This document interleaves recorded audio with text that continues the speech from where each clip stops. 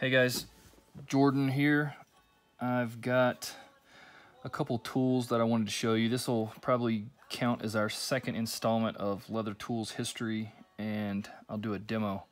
Kind of an obscure tool.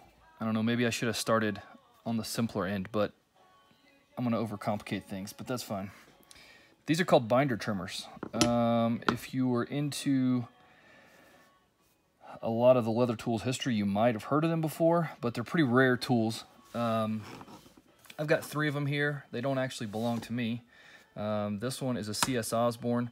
This is a Blanchard French tool, and this is a custom tool that the teacher that I apprenticed leatherwork with made.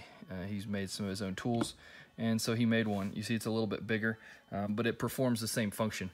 For those of you who don't know what a binding trimmer is, probably would help if you knew what a binding is. A binding is something like this. So if you've got the edge of leather, sometimes you'll wrap it. You can even do this where it's folded, so there's not you don't have to cut an edge on this end. It's sewn, flipped, and then sewn again, and it makes a really nice edge. And so it's nice when you have the rough edge of leather like this. You can actually, kind of hide that, and it just makes a nicer finished product. If you look at purses or bags or anything when you're at the store next time, you'll see a lot of them will have edges that are bound like this. So anyway, these are binding trimmers, and so these are for trimming these bindings when you're installing them. This particular one, the C.S. Osborne version, I don't know, let me see if you can see it good, but this is actually convertible. You can make it left or right-handed. It's set up for left hand right now, but you can move it to the other side and set it up for right hand. Simple blade, straight handle, and I'll show you how it works in a minute. You'll kind of understand a little bit more about the shape of these and how they actually work once you see me do it. This is a Blanchard version and a lot finer tool, and the setback from the binding on this is really close. So this would be for super fine work. Probably not something I probably wouldn't use something like this a lot, but it's a beautiful tool, ebony handle, and yeah, really cool looking. This is the larger one, and this is set up for right-handed use right now, and I'll show you how it works here, just kind of give you an idea. So this is the binding, and what you want to do is you want to trim back this edge. So a lot of times it's really difficult to cut a binding and sew it or stitch it with a perfectly straight edge that's parallel to your leather. So what you do is you just wrap an additional amount over, and then you just go back and trim it. You can do this with an edger, but it's a little difficult. Binding trimmer makes it a lot nicer. And so just to kind of give you an idea, this little guy right here is gonna keep the blade a set distance off of the stitching.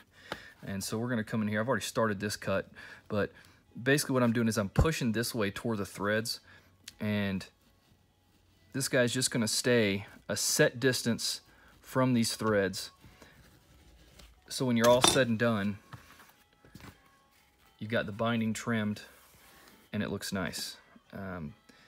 Some of this is pretty soft stuff, and normally you're going to use soft stuff for a binding, but whenever you're cutting softer leather, there's always a little bit more room for error than if you're cutting stiffer stuff.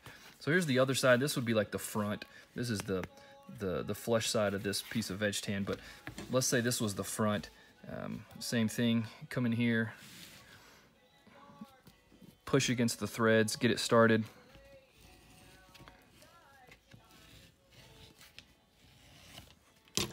And as you can see, it ends up making a nice straight line. So if you had 2 pieces of leather coming together and then you wanted to bind over them so you didn't see just the edge grain, that would be fine. You could do that. And then if you have a sharp edge here, if you were using, like, this has got a fairly sharp edge, you could go back and hit this with a fine edge beveler or something like that.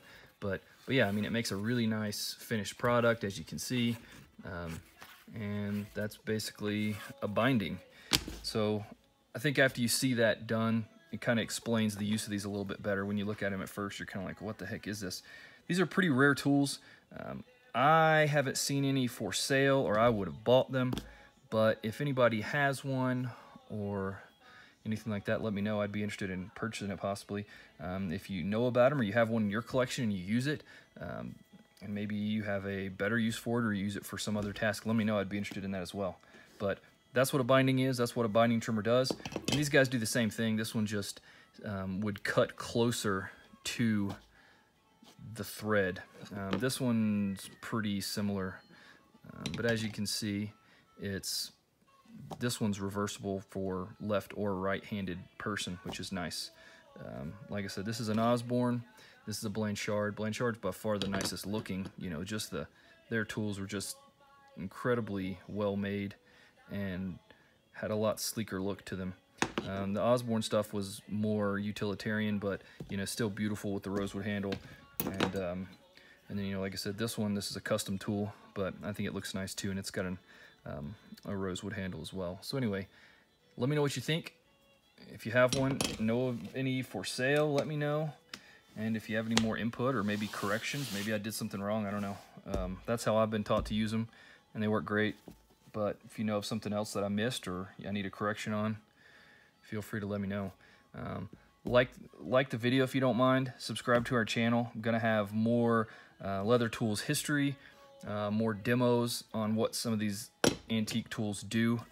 And hopefully you guys can learn something from it, and maybe I can learn something from you guys too. But I'm having fun doing this stuff and sharing a little bit of knowledge and stuff like that. But check us out on Instagram at Pain Leather and Tool, Facebook, facebook.com/painleatherandtool, and of course painleatherandtool.com is our website.